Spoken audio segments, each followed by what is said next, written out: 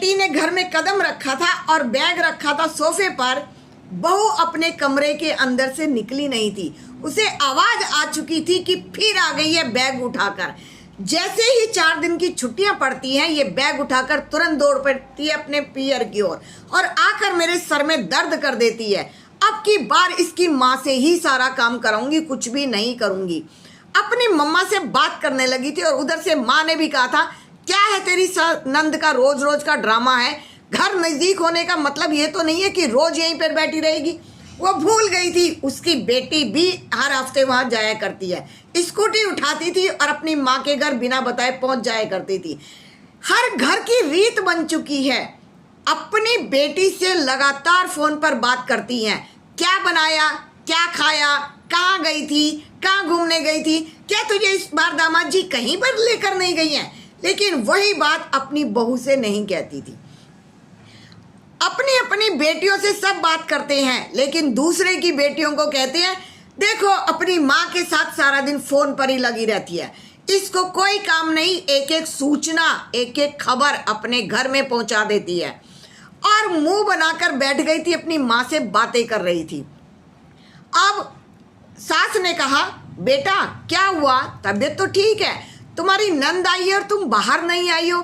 नहीं मम्मी जी, मेरा सिर थोड़ा घूम रहा है, मुझे समझ नहीं आ रहा, जैसे मुझे वॉमिट हो जाएगी, जैसे मुझे उल्टियाँ हो जाएंगी, जैसे छाती में भी, मेरे चेस्ट में भी भारीपन आ गया है, मेरी कुछ समझ में नहीं आ रहा, लग रहा है कि सिर जैसे घूम रहा है। सास ने कहा, कोई बात नहीं बेटा, गर्मी बहुत ज़्यादा हो गई है, टेम्परेचर बढ़ गया है, तुम थोड़ा रेस्ट करो। और 4 दिन उन्होंने अपनी बेटी का खूब खातिरदारी की थी। उन्होंने बहू से कहा ही नहीं था कि तुम कुछ करो। इसके बाद फिर संडे में कुछ मेहमान आने वाले थे। सास ने कहा, बेटा ये चीज़ें बना लेना। ठीक है मम्मी जी, बना लूंगी। अनमने मन से मुंह बनाकर फिर अपने कमरे में चली गई थी, जैसे उसके घर में कभी खाना बना ही नहीं था, जैसे वो कभी चूल्हे पर खड़ी हुई नहीं थी। ज़्यादा पढ़ी लिखी नहीं थी बहू, लेकिन फिर भी नखरे ऐसे थे जैसे यूनिवर्सिटियाँ पलट पलट कर आई और जैसे पीएचडी की डिग्री ले लियो।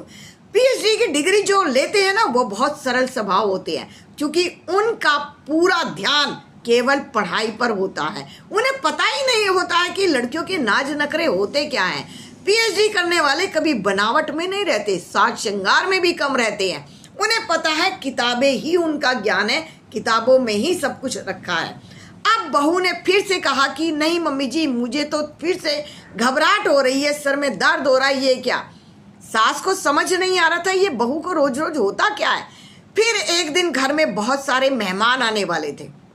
मेहमान जैसे आए, फिर उसको ऐसे ही परेशानी शुरू हुई। अब सास ने ससुर जी को कहा, मुझे लगता है जी दाल में कुछ काला है।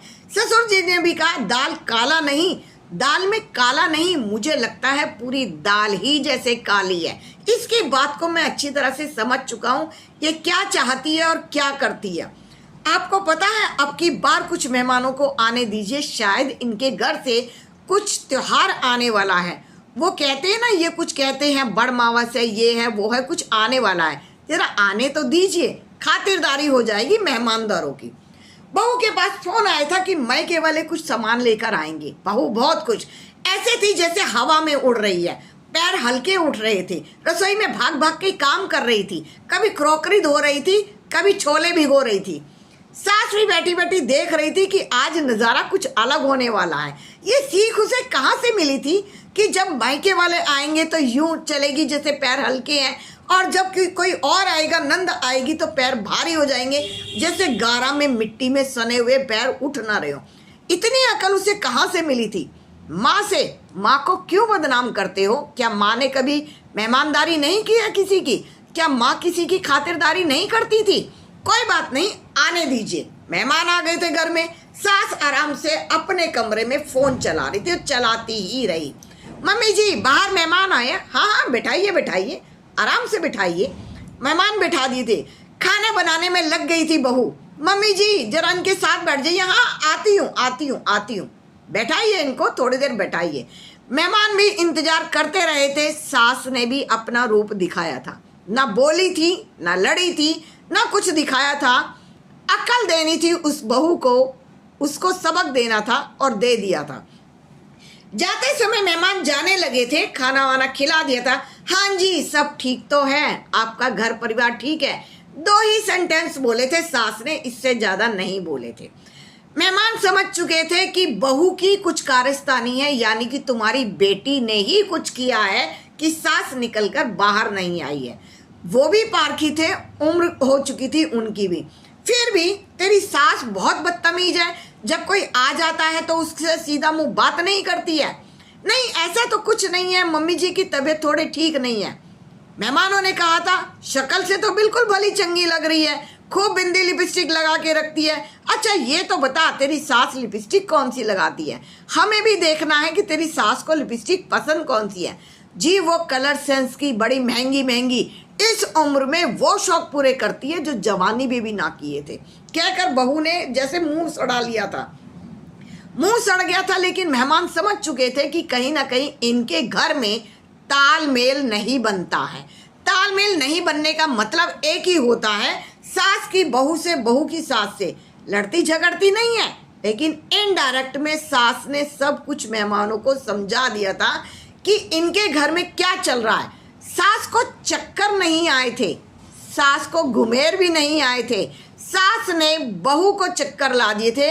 और बहू समझ चुकी थी कि ये जो चक्कर आए हैं तेरी सास है। सास का मतलब क्या है? सास भी कभी बहू थी, अपने जमाने में बहुत काम किए थे। लेकिन अब बहू के नखरे वो नहीं उठा सकती थी। वो जानती थी कि कितने नखरे, कितनी एक्टिंग क्या कर सकती है, इसलिए उसको बिल्कुल छोड़ दिया था। वो समझ चुकी थी कि बहू को सबक नहीं सिखाना है, जो इसकी माँ इसे सबक सिखाती है वो ही इसे सबक सिखाएगी। तेरी सास बदल कैसे चुकी है? क्या किया तूने ऐसा जो वो इतनी बदल चुकी है? वो तो पढ़ी लिखी, संस्कारी, तमीजदार थी, ऐसा तूने क्या कर दिया? अब माँ को समझ आ चुका था कि तू जो रोज रोज फोन करती है, तू जो अपनी बेटी को सबक सिखा रही है, शायद तूने ही अपनी बेटी को अपनी सास से, अपने परिवार से दूर कर दिया है। माँ को अपनी गलती का एहसास हो चुका था। तूने अपनी घर में अपनी बेटी से रोज फोन कर करके उसका घर बसने नहीं दिया, एडजस्टमेंट सिखाई नहीं थी, कुछ भी नहीं सीख पाई थी उसकी बेटी, और अकेली होकर रह गई थी अपने ही घर में बेटी।